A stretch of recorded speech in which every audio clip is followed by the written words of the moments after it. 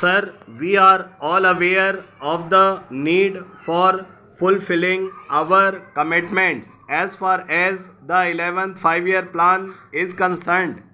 I am sure everyone is also willing to sacrifice for the cause of the country, a cause which must override all individual, communal, provincial, or even petty political considerations. Money has to be found and found primarily within our own borders. For in the long run, a nation has to stand on its own strength. The finance minister has therefore rightly said that everyone, rich and poor, has to shoulder the great burden if we are to achieve our aims and objectives.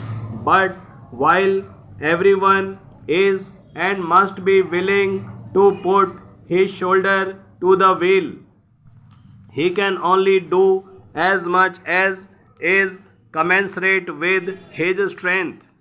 Has that strength been appraised aright?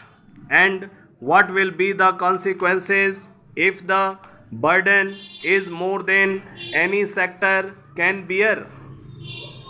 The cost of living has gone up considerably. We are told that prices have gone up because the purchasing power of the people has increased.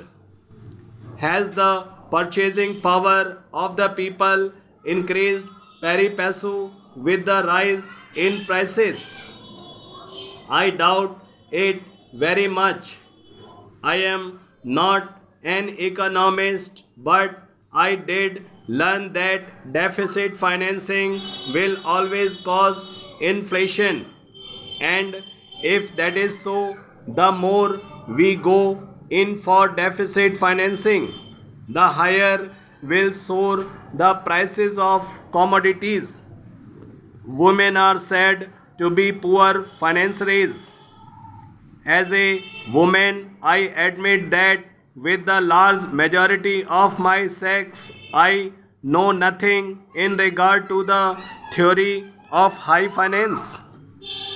But as a woman, I also have to meet household expenditure, and I am not at all sure that women do not know how best to make two ends meet. But I fear that the present proposals are going to make it very, very hard and, in fact, may make life impossible for those who are poor, and the large majority of this country are poor. I am glad that the rich are the papers that kerosene oil has been left out by the finance minister, but he is taking heavily such other things as the poor man needs, like cloth, sugar, tea, food grains, etc. They are not commodities whose prices can be sent up without touching the poor man's purse. Talking of tea, I wonder if something could be done to stop its adulteration. Now, food cannot continue to be doled out to the poor forever with promises of subsidy, whether by rupees 200 crores, which the Honorable Finance Minister is going to put aside for supplementing the food needs of the nation, or by fair price shops. Production in every sphere is the only answer, but an undernourished person can never produce.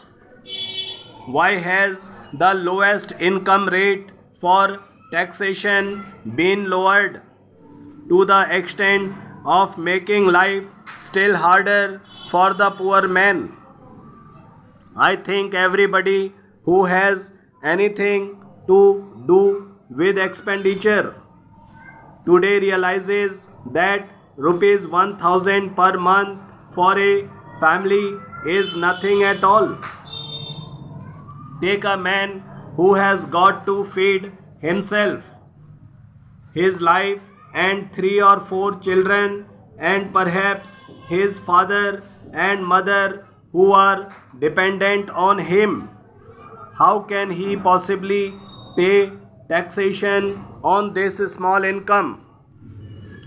The price of the postcard has been raised.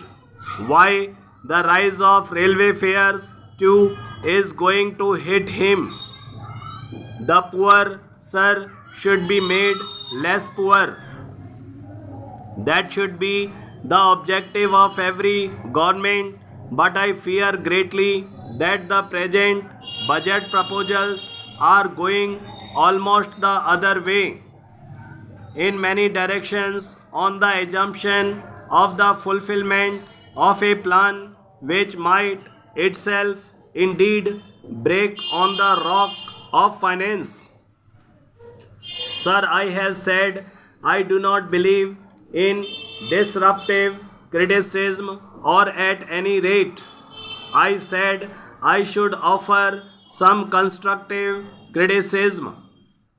Now there is no one who sympathizes with the finance minister in his efforts to raise money, but will be willing to listen to other ways and means which will not hit the poor man quite so hard. Instead of raising the postcard rate, why cannot the price of the stamped envelope be raised from 1 rupee to 2 rupees?